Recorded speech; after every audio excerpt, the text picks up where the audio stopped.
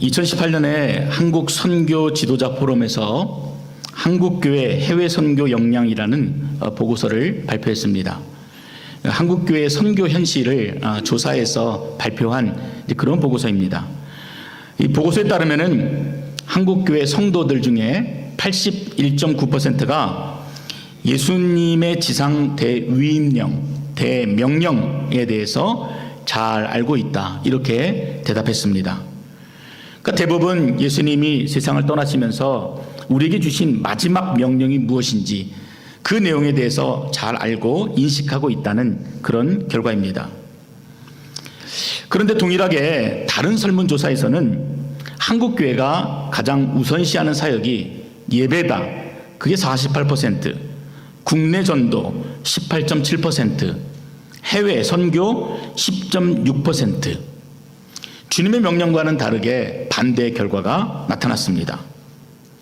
이 말은 교회가 그리고 성도들이 말로는 선교 이렇게 부르짖고 있지만 실제적인 사회 사역에서는 그 결과들이 잘 보이지 않는다는 것입니다. 진정한 교회 부흥은 숫자적인 증가가 결코 아닙니다. 마태복음 7장 21절에서 예수님께서 말씀하신 것처럼 주여 주여 하는 자마다 다 천국에 들어가는 것이 아니라 아버지의 뜻대로 행하는 자만이 천국에 들어갈 수 있다 말씀하신 것처럼 주님이 우리에게 주신 그 명령을 잘 준행하고 또 실천하여서 하나님 앞에 온전한 영광이 되는 교회, 영광이 되는 성도가 바로 부흥을 바라보는 성도가 되는 것입니다. 오늘 본문이 그런 의미에서 우리에게 참으로 중요한 내용들을 전달해 줍니다.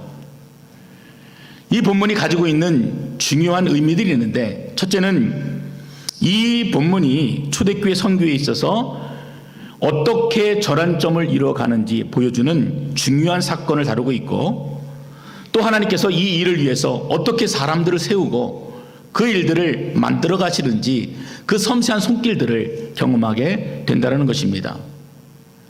우리가 다음 주에 한요한 선교사님을 모시고 선교 보고를 듣게 됩니다. 저희 교회가 5년 동안 후원을 했는데 그분이 구체적으로 어떤 사역을 하시는지, 그리고 그분을 위해서 무엇을 기도해야 되는지 우리가 사실은 막막한 마음이 좀 있었습니다. 그런데 하나님께서 그 집회를 준비하시고 우리들로 하여금 하나님의 마음을 담고 참여하도록 이곳까지 이끌어 주셨습니다. 근데 참 그렇죠. 우리가 사도행전 말씀을 쭉 보고 있는데 오늘 말씀이 앞에 있을 그 선교사님의 사역 보고와 더불어서 굉장히 중요한 메시지를 전달하고 있다는 것입니다. 그리고 예배 전에도 보니까 오늘 저 뒤에 계신 김지우 선교사님이 앉아 계시는 거예요. 그러니까 하나님이 우리로 하여금 선교에 대한 마음을 갖도록 하시기 위해서 우리를 이처럼 섬세하게 다루고 계시구나. 내가 깨닫지 못하고 나는 무의식 가운데 나왔다 할지라도 하나님께서 우리를 귀하게 인도하시는구나 하는 그런 마음들을 갖게 됩니다. 오늘 본문이 선교 역사에 있어서 중요한 것은 유대 중심의 복음 전도가 오늘 이 사건을 통해서 이방 선교로 확장되는 그 전환점이 된다는 것입니다.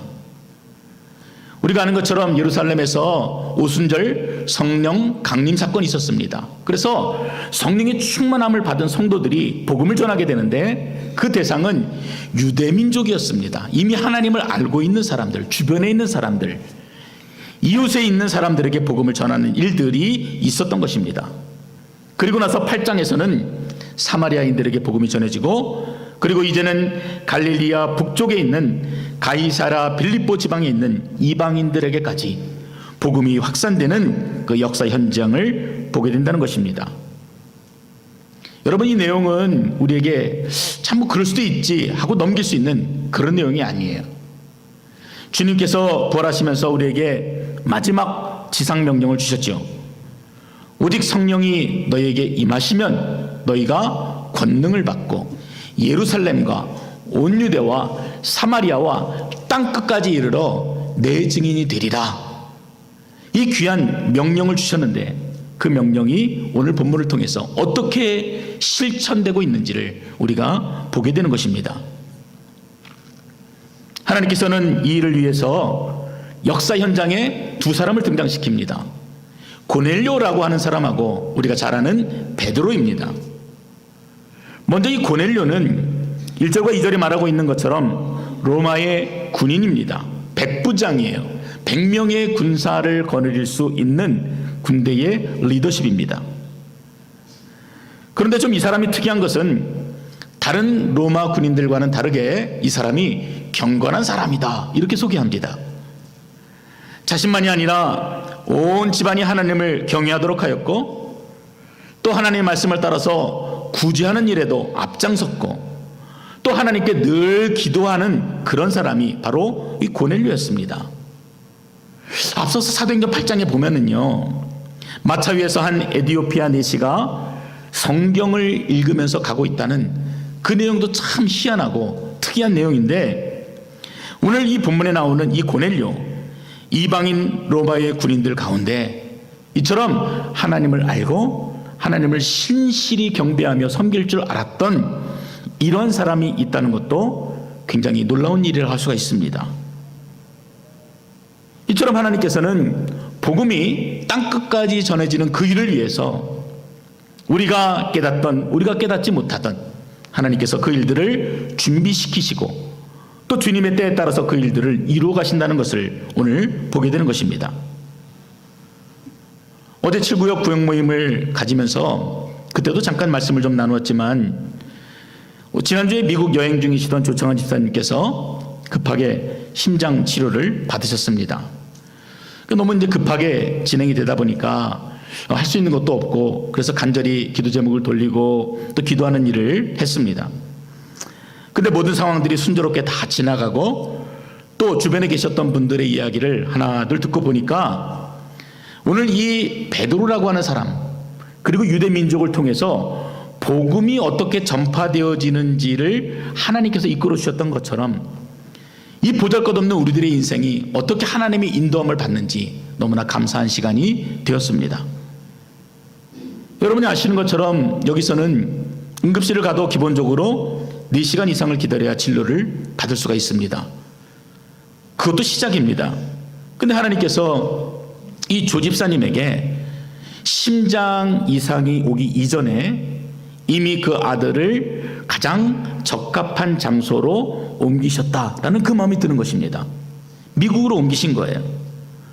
아무 생각 없이 숙소를 정했는데 그 숙소 바로 옆에 심장 전문 병원이 있었습니다. 병원에 도착했는데 대기자가 단 한 사람도 없고 바로 즉시 치료를 받게 하셨습니다. 그뿐입니까? 주변에 함께 여행을 떠났던 8명의 천사가 기도하며 하나님의 일들을 바라보았습니다. 병원비 부담이 없도록 이제까지 한 번도 든 적이 없었던 여행자 보험도 들게 하시고, 그래서 제가 어제 마지막으로 받은 메시지는 이제 모든 치료가 완벽하게 끝나고 끝나서 지금 샤워장이 있는 특실에서 편하게 쉬고 있다는 그런 메시지를 받았습니다. 너무나 감사한 일이죠.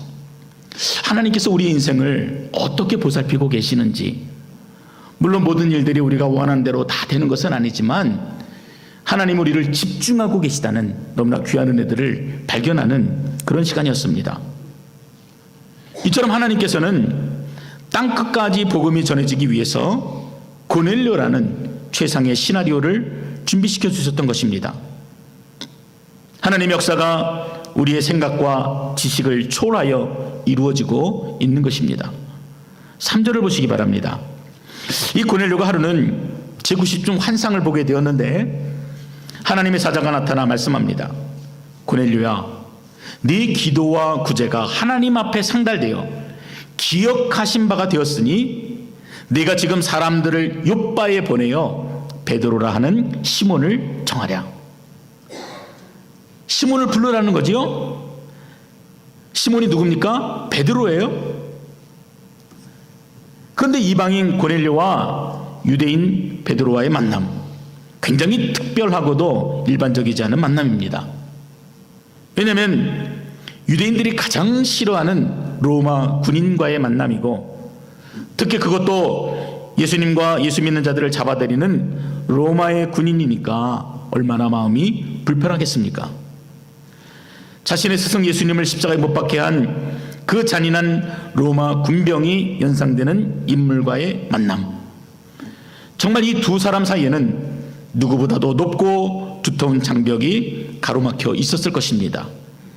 그럼에도 하나님께서는 세계 복음화를 위해서 이 두 사람을 만나게 하시는 거예요. 그 장벽을 허물게 하십니다. 결코 그럴 수 없다고 생각되는 그 일들을 가능하도록 하나님께서 만들어 가십니다. 그래서 어떻게 하신 겁니까? 고넬료라고 하는 신실한 이방인 백부장을 만나고 또 그 마음을 바꾸어서 베드로를 찾아가도록 명령을 하셨다는 것입니다. 그리고 두 번째로 하나님께서는 세계 복음화를 위해서 예루살렘 교회의 리더인 베드로의 마음을 준비시키십니다. 9절을 보십시오. 하루는 베드로가 기도하려고 지붕에 올라갔습니다. 그런데 때가 제6시, 우리로 얘기하면 12시 정오쯤 되는 시간입니다. 그러니 얼마나 배가 고프고 졸리운 시간입니까? 아마도 베드로는 기도를 하면서도 비몽사몽간에 자신이 무슨 말을 하고 있는지도 모르고 중얼중얼거리고 그러고 있었을 것입니다. 그런데 바로 그때 갑자기 하늘이 열리더니 큰 그릇이 내려오는 것이 아니겠습니까? 베드로가 얼떨결에 아이고, 하나님께서 내가 이처럼 배가 고픈 것을 아시고 큰 사발면을 내게 보내주시는구나, 아마 이렇게 생각할지도 모릅니다. 베드로가 군침을 삼키면서 얼른 그 사발의 안을 들여다보았습니다. 근데 이게 웬일입니까? 거기에는 먹을 수 없는 것들, 땅에 있는 각색 4발 가진 짐승과 기는 것과 공중에 나는 것들이 가득했습니다. 레위기 11장에 보면은 하나님께서 부정하다고 그만 음식들이 나오는데 그 손도 대지 않던 속되고 깨끗하지 못한 더럽고 부정한 음식들이 그 보자기 안에 가득한 것입니다. 굉장히 실망이 되었겠죠. 근데 이때 하늘에서 또 다른 음성이 들립니다. 13절에 보면은 또 소리가 있으되 베드로야 일어나 잡아 먹으라. 아니, 이거를 보는 것만으로도 꺼림칙한데 오히려 이 징그러운 동물들을 잡아먹으라, 이렇게 명령하십니다. 여러분, 이렇게 말씀하시는 이유가 무엇이라고 생각하십니까?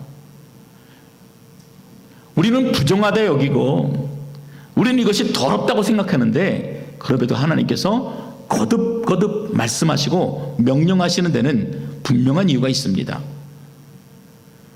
여기서 그릇에 담긴 각종 부정해 보이는 짐승들은 오늘 본문이 말하고 있는 이방인들을 말합니다. 그러므로 이 짐승들을 잡아먹으라 하는 그 뜻은 너가 불편하게 여기는 그 이방인들을 영접하고 사랑해라. 그들에게 복음을 전해라. 이제 교회 안에 그 이방인들을 받아들이고 그들이 하나님의 백성이 되는 것을 기뻐하라는 그 귀한 메시지가 담겨 있는 것입니다. 여러분, 우리가 아는 것처럼요, 이 베드로는 사도행전 1장부터 오늘 이 순간까지도 굉장히 놀라운 하나님의 역사를 이루었던 거룩한 종입니다. 복음을 전할 때마다 3,000명, 5,000명씩 수많은 사람들이 회개하고 주님 앞에 나와서 침례를 받았고요. 그뿐입니까? 죽은 자도 살리는 능력을 베풀 수 있는 그런 귀한 죄종이었습니다. 그런데 이 모든 역사의 대상은요, 이제까지 유대인들이었어요. 주님께서 부활하신 후에 제자들에게 오셔서 오직 성령이 임하시면은 너희가 권능을 받고 예루살렘과 온 유대와 사마리아와 땅 끝까지 내 증인이라고 말씀하셨는데, 실제적으로는 어떻게 해요? 유대인들에게만 복음을 전하고 있었던 것입니다. 그 능력 있는 사도가, 그 모든 것을 할 수 있었던 권능을 가진 자가 주님의 말씀을 반만 수용하고 있었던 것이에요. 여러분, 이것은 우리의 온전한 순종이 될 수 없습니다. 제가 여러분에게 가끔 말씀을 드리죠. 여러분, 주님 앞에 우리가 순종한다는 것은 주님, 제가 99% 순종하고 1% 불순종하면은 그 정도면 봐주시는 것 아닙니까? 근데 그것도 불순종입니다. 아마 베드로의 마음에는 그런 마음이 있었을 것 같아요. 하나님, 제가 이렇게 교회를 세웠잖아요. 수천 명이 넘는 사람들을 침례를 주었잖아요. 하나님, 이 정도면 좀 되지 않았습니까? 근데 하나님께서 그 부끄러운 민낯을 보게 하신 거예요. 베드로의 마음과 유대인들의 마음 가운데는 여전히 깊이 뿌리 박은 선민의식이 있었습니다. 아주 높다란 벽이 있었어요. 유다이즘이에요. 수천 년 동안 우리는 하나님이 택한 백성이다, 우리는 거룩한 자다, 이 자부심으로 똘똘 뭉쳐서 살았던 그런 사람입니다. 나라가 망해서 지금은 로마의 지배를 받고 있지만 그 순간에도 이들은 우리는 택한 백성, 택한 민족이라는 그 아이덴티티를 가지고 버텨왔던 것입니다. 여러분, 그런데 뭐예요? 하나님께서 그것들을 내려놓아라, 그리고 네가 부정하다 여기는 것을 먹으라, 그들을 감싸 안아라, 그들에게 복음을 전해라, 함께 교회를 이루어가라, 이렇게 지금 말씀을 해주시는 것입니다. 베드로가 어떻게 했겠어요? 베드로가 아주 즉각적으로 거부 반응을 보입니다. 주님, 절대로 그럴 수 없습니다. 이 본문을 읽어보면은 굉장히 부드럽게, 하나님, 저는 거룩하니까 그런 부정한 음식에 가까이 가기가 싫습니다, 이렇게 말하는 것처럼 보이지만 그 내면의 속마음을 들여다보면은요, 나는 속되고 부정한 것은 한 번도 먹은 적이 없습니다. 아무리 하나님이라고 해도 제가 그 명령은 순종하지 못하겠습니다, 이렇게 반기를 드는 것입니다. 지금 나는 거룩하다 하는 이 의미에는 지금 내가 여기고 있는 부정한 것들이 있다, 이것을 전제로 하는 것입니다. 내가 깨끗하다 하는 것은 지금 내가 부정히 여기는 이 사람들이 더럽고 추악하다는 전제를 가지고 있는 것이에요. 나는 지금 영적인 순결을 지켜왔다, 이것은 내 자신의 의로 똘똘 뭉쳐서 하나님의 그 어떤 명령도 받아들이지 않겠다고 하는 교만함이 담겨져 있습니다. 하나님이 거룩하다 하시는데 지금 베드로는 그들을 향해서 더럽다, 추하다, 역겹다, 이런 마음을 가지고 있는 것입니다. 그 수천 명을 회개시켰던 전도자가, 죽은 자를 살리시는 그 능력을 가지고 있었던 이 복음 전파자가 지금 이처럼 왜곡된 편견을 가지고 부끄러운 모습으로 하나님의 사역을 감당하고 있었던 것입니다. 근데 여러분도 한번 생각해 보시기 바랍니다. 베드로가 정말 깨끗한 자입니까? 순결한 자입니까? 구별된 음식만 먹고 하나님 말씀하시는 것 구제하고 또 선한 일을 하는 것 열심히 잘하면은 여러분, 그게 선해집니까? 하나님 앞에 인정받을 수 있는 거룩함이 되어집니까? 그렇지 않습니다. 손만 깨끗이 씻는다고 거룩하게 되는 것이 아닙니다. 음식을 가려 먹는다고 의롭게 되는 것이 아닙니다. 하나님 편에서 보면은 그들은 이방인들과 똑같이 더럽고 추하고 역겨운 죄인들입니다. 더 넓게 볼까요? 하나님 입장에서 본다면은 이 땅에 있는 모든 인간들은 다 추하고 더럽고 역겨운 죄인들입니다. 여러분, 이 사실을 우리가 모두 다 인정하고 있는 것이에요. 그래서 하나님께서는 얼굴을 찡그리고 있는 베드로에게 이렇게 말씀하십니다. 15절에 보면은 또 두 번째 소리가 있으되 하나님께서 깨끗게 하신 것을 네가 속되다 하지 말라 하더라. 하나님께서 깨끗게 하신 것을 네가 속되다 하지 말라. 여러분, 우리는 다 알고 있지요.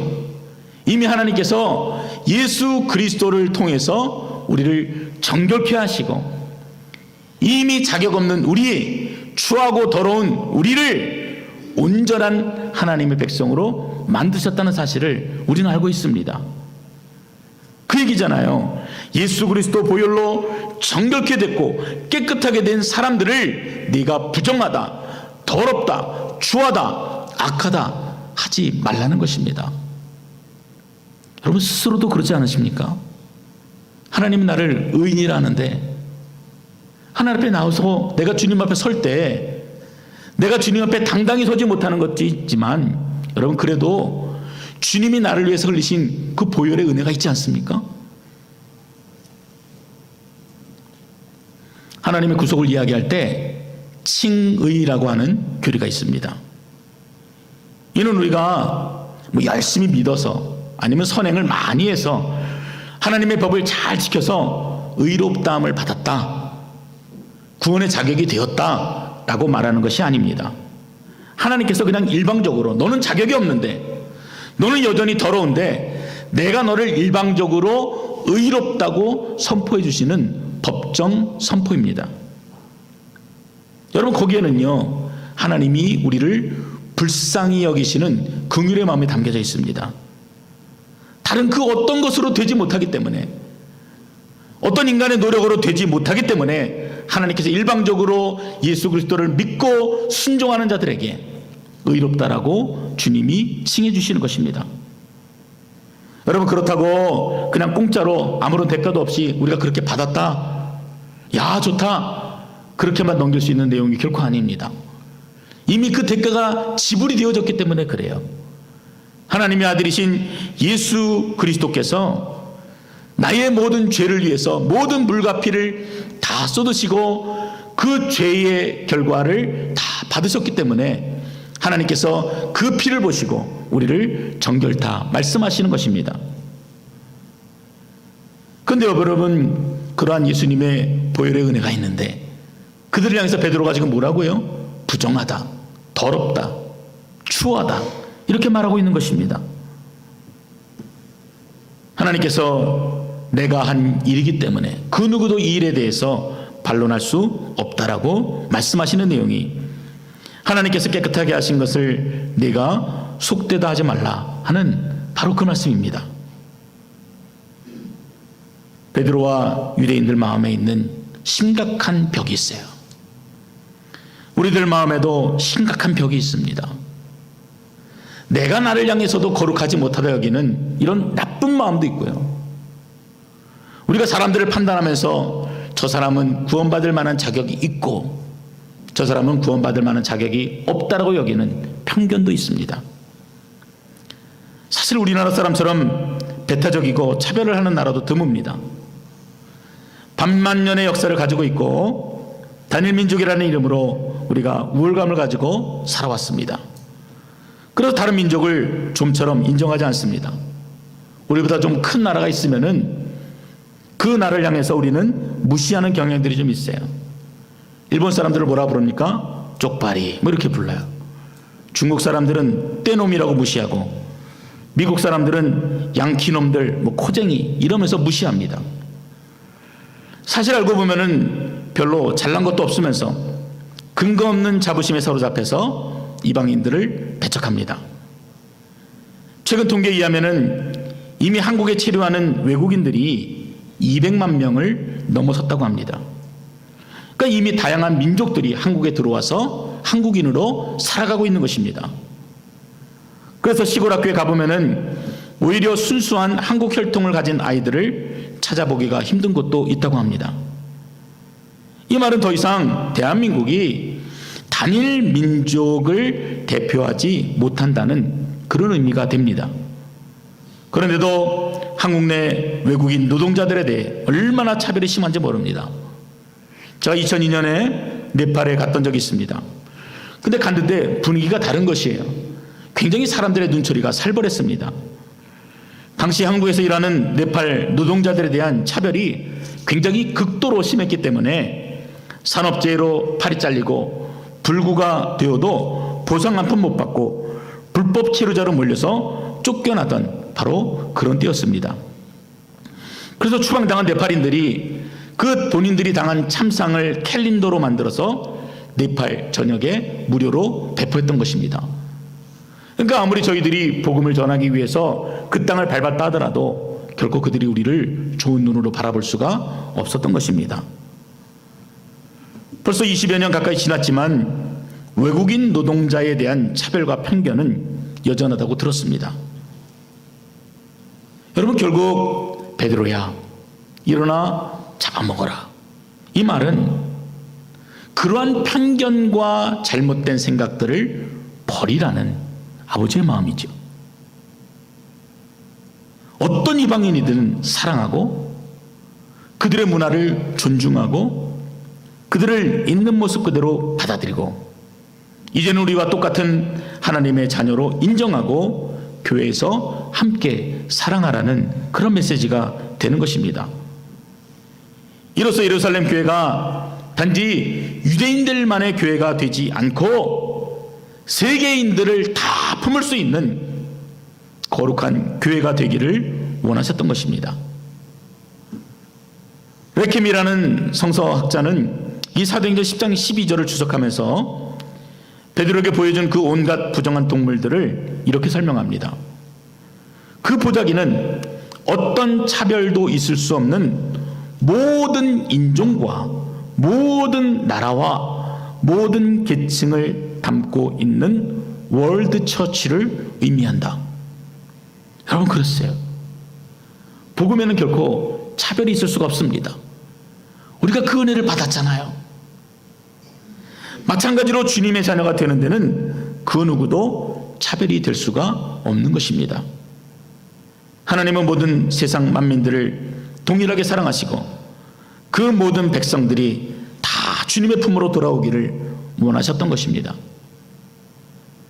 자, 그러면 베드로는 이 주님의 환상을 어떻게 받아들이는지 우리가 한번 좀 보도록 하겠습니다. 17절 말씀입니다. 우리 17절 우리 함께 한번 읽어봅니다. 베드로가 본 바 환상이 무슨 뜻인지 속으로 의심하더니 마침 고넬료에 보낸 사람들이 시몬의 집을 찾아 문 밖에 서서 베드로는 주님께서 3번이나 연속해서 환상을 보이셨지만 받아들인 거예요? 못 받아들인 거예요? 못 받아들였어요. 여전히 속으로 의심하고 있었습니다. 자, 그때 하나님께서 제2막을 시작하십니다. 준비시켜 놓았던 이 고넬료와 베드로를 만나게 하신 것입니다. 19절에 보면은 베드로의 의심을 성령께서 만지십니다. 베드로가 그 환상에 대하여 생각할 때 이때 성령께서 베드로에게 말씀해 주시는데 두 사람이 너를 찾으니 일어나 내려가 의심하지 말고 함께 가라. 내가 그들을 보내었느니라. 그제야 베드로는 주님의 명령에 순종해서 고넬료의 집으로 내려가게 됩니다. 참 그래도 고집이 꺾였어요. 그렇죠? 우리는 웬만하면 잘 꺾이지 않는데 베드로가 꺾입니다. 그리고 고넬료로부터 그동안 있었던 자초지종을 자세히 듣고 굉장히 큰 마음의 깨달음을 얻게 됩니다. 참 너무 감동적인 것 같아요. 오히려 한 일이 많으면은요 남의 이야기를 잘 안 들어요. 큰 교회를 가지고 있으면은요 남의 소리에 귀를 기울이지 않습니다. 근데 초대교회 가장 큰 리더십이었던 베드로가 어떻게 해요? 그 모든 사실들을 인정하고 받아들였다는 거예요. 그것이 34절과 35절 말씀이에요. 베드로가 입을 열어 말하되 내가 참으로 하나님은 사람의 외모를 보지 아니하시고 각 나라 중 하나님을 경외하며 의를 행하는 사람은 다 받으시는 줄로 깨달았도다. 이때 아멘 하셔야 돼요. 아멘. 여러분, 이게 결코 쉬운 일이 아니에요. 수천 년 동안 조상 대대로 마음에 간직했던 그 모든 일들을 완전히 깨뜨리는 순간이 된 것입니다. 베드로가 비로소 자신의 생각이 아니라 자신의 고집이 아니라 아버지의 마음을 읽게 된 것입니다. 유대인들만이 아니라 온 인류를 구원코자 하시는 하나님의 계획을 드디어 본 것입니다. 이전까지는 아이고 우리 교회, 우리 가족 늘 생각이 거기에 머물러 있었는데 성령께서 그 마음에 강하게 역사하셔서 민족을 바라보게 하시고 열방을 바라보게 하시고 땅끝을 바라볼 수 있도록 그렇게 이끌어 주신 것입니다. 자, 그런데 이 사고의 전환은요 여기서 끝나지 않았어요. 또 한 번 일어났습니다. 36절부터 43절까지 보면은 이 베드로가 예수님에 대해서 복음을 전하는 내용이 나옵니다. 그런데 이 설교를 마치고 나자 어떤 일이 벌어졌는지 아십니까? 44절과 45절에 보면은 베드로가 이 말을 할 때에 성령이 말씀 듣는 모든 사람에게 내려오시니 베드로와 함께 온 할례 받은 신자들이 이방인들에게도 성령 부어주심을 보고 놀라니. 진짜 놀랄 일이죠. 이 복은 우리 민족에게만 나타난 일이라고 생각했는데 지금 누구에게요? 이방인들에게 동일한 성령의 역사가 나타난 것입니다. 너무나 놀랐어요. 오순절 성령 강림 사건과 성령의 임재하심이 인종과 민족을 초월하여서 모든 사람들에게 임하는 하나님의 역사를 보게 된 것입니다. 다 놀랐어요. 그래서 베드로가 47절과 48절에 이렇게 선포합니다. 자, 이 사람들이 우리와 같이 성령을 받았으니 누가 능히 물로 침례 베품을 금하리요 하고 명하여 예수 그리스도의 이름으로 침례를 베풀라 이렇게 명령합니다. 너무나 귀한 감격의 사건이에요. 여러분, 이 사건으로 유대인과 이방인 사이의 경계가 완전히 무너졌습니다. 그리고 복음이 예루살렘과 유대 땅을 넘어서 이방 세계로 확산되게 되었습니다. 하나님께서 이 세계 복음화라는 귀한 명령이 실천되어지도록 이방인 고넬료와 예루살렘의 수장격인 베드로를 준비시키고 만나게 하심으로써 이 예루살렘 교회가 유대인만이 아니라 세계 선교를 위한 전초 기지가 되도록 이끌어 주셨던 것입니다. 여러분, 베들교회가 저는 이렇게 되기를 축복합니다. 그냥 우리가 모여서요, 그냥 우리만 좋다고 그렇게 마음을 가지고 있는 교회가 아니라 내 마음은 부족하지만 성령의 인도하심에 순종하여서 민족을 바라보고 열방을 바라보는 거예요. 우리가 그 일들을 꾸준히 준비하고 마음을 가지고 애쓰는 것입니다. 그게 선교예요. 오늘 우리들은 이 하나님의 차별 없으신 사랑과 값없이 주시는 긍휼하신 은혜를 우리 마음에 담았습니다. 그 주님의 마음으로 시야를 넓게 보실 수 있기를 바랍니다. 다음 주에 한요한 선교사님 선교 집회가 있지요? 여러분 소원하시며 기도하셨습니까? 여러분, 그것은 주님의 음성을 거부하는 것이에요. 베드로처럼 주님께서는 이처럼 모든 일들을 차근차근 준비시키고 또 그 일들을 우리에게 베풀어 주셨다면 여러분들이 마음을 열어서 베드로와 같은 순종과 결단으로 주님 앞에 영광 돌리실 수 있기를 바랍니다. 여러분, 그게 우리가 해야 될 일들이에요. 이방인들에게도 성령 충만의 역사 나타났던 것처럼 우리가 그 마음을 가지고 함께 주님 앞에 예배할 때 동일한 은혜가 우리에게도 나타나리라고 믿습니다. 여러분의 시야를 넓히세요. 그리고 마음에 열방을 담을 수 있는, 세계를 담을 수 있는, 모든 민족을 담고 모든 열방을 담을 수 있는 귀한 은혜의 시간들이 되시기를 주님의 이름으로 축원드립니다. 기도하겠습니다.